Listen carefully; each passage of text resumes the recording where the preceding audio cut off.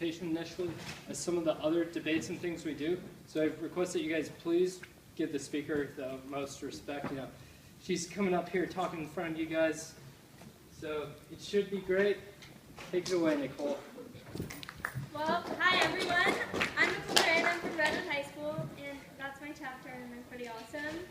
Okay, so today I'm going to talk about the education system in America and why it's not working out so well.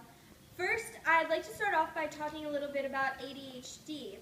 For those of you who don't know, attention deficit hyperactivity disorder, ADHD, is a chronic condition that affects millions of children and often persists into adulthood.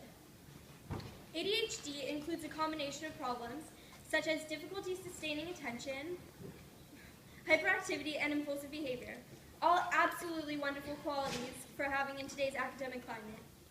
Considering that ADHD affects millions, I think it's safe to assume there are a few others in this room, beside myself, struggling with that disorder. For myself, there's two parts to this struggle.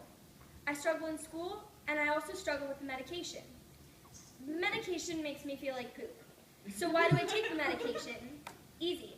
It helps my brain become a little more normal. But what really is normal? To me, and to America, normal is pretty much anyone without a learning disability. But if ADHD is affecting millions, then is that really the case? Children all over America are being prescribed medication in an attempt to become normal. I've heard it happens to others, but I know for a fact that when I take medication, I lose part of my personality and seem to be less creative. This raises an important question. Is it better to be normal or to be an individual? The sad truth is that the public education system in America is forcing more kids to be normal. Over the years, society has created what I like to call a one-size-fits-all mold for students in our system. Unfortunately, this mold does not seem to fit myself or the millions of other students with learning disabilities.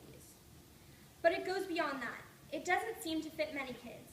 Somewhere, someone forgot that not only do boys and girls learn differently, but everyone learns differently. This mold has negatively impacted children and teenagers all across America. Those who don't fit in the model end up in trouble. We're so much more than our grades depict. But how would anyone know that? Whether it's turning to drugs or alcohol, just not feeling like you're enough, or dreading going to school every day, it's not acceptable. Now, I'm not saying it's time to cater to every child's need, but there's definitely room for improvement in the system. As much fun as memorizing to regurgitate on a test is, what's the point? It's a known fact that part of the American education system is literally teaching for the test. And by for, I mean only what's going to be on the test. What good is this doing for us? Our schools seem to value learning how to ace a test. And how does this benefit us in the real world? We need to learn to think critically and understand how to use the information at our fingertips. Understanding and memorizing are two completely different things. Even though the ability to memorize will often benefit over the other on the test, I absolutely would choose to understand rather than memorize it any day. So now we have the future of America, some getting their individuality taken away, and others passing tests without even understanding them. Thankfully, the education system has some incredible teachers who are able to take us beyond memorizing and encourage us to think, not just learn, but understand and allow us to grow. Those educators are what America needs more of, the ones with so much passion for a subject that you can't help but get excited for their class.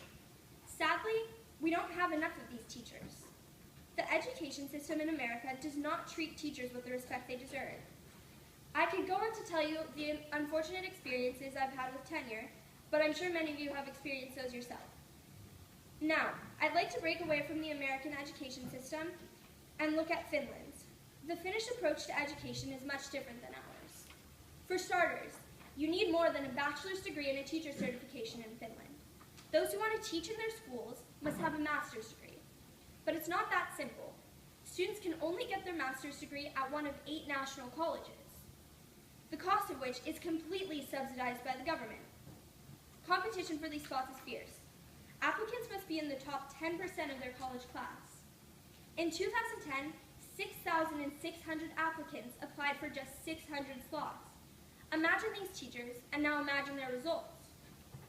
Finland does have a higher literacy rate and our nation's high school graduation rate is about 75%, which is the highest in 40 years. Finland's rate is 93%.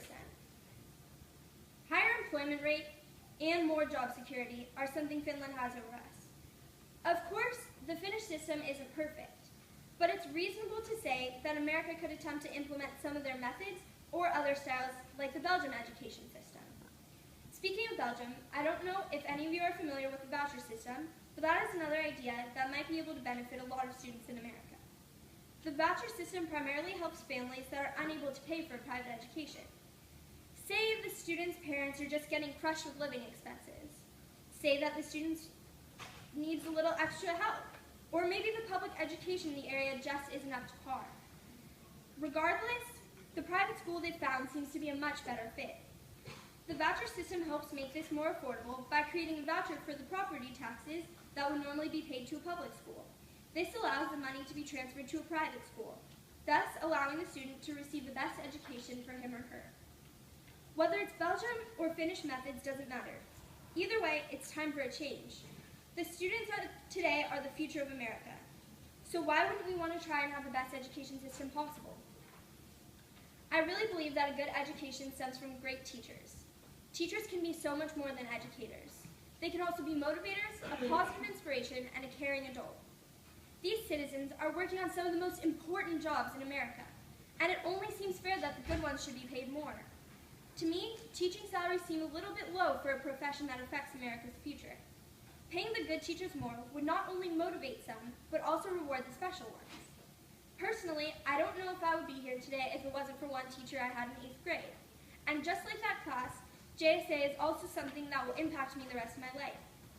I really find it unfortunate that teachers aren't valued here as highly as places in Finland.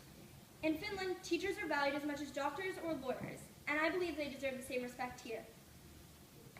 Now that you've heard all of this, I'd like to wrap it back around to the fact that everyone here, every student in America, will be out in the workforce someday. They will be the ones trying to make the country a better place, run their own home business, open a restaurant, you name it. Either way, they are the future. So now, I'd like to bring up an idea I opened with: how the education system in America robs children with ADD of their personality, creativity, and altogether individuality. It's no secret that anyone can be successful, and it's even possible with a learning disability. For example, some of you might have heard of Richard Branson, Walt Disney, JFK, David Nealman, Albert Einstein, and Charles Schwab. All of these men have succeeded while dealing with a learning disability. So for example, Walt Disney, he was an extremely creative man. But if he grew up in our time with our education system, do you think things would be the same? So what if we're preventing the next Walt Disneys of the world from doing their thing? How does that benefit America or the child in any way? Of course, it's their choice whether to medicate or to let the struggling get them down. But what really confuses me is why we keep an education system that brings down the possible Albert Einsteins or Richard Bransons. What is preventing America from seeing how much of a positive impact a change in the system could have on our country? I know I'm not alone with this belief, but I really believe it's time for the students of America to speak up. No matter how great a company's CEO or a town's mayor could be, the person to follow has the power to change everything. Thank you.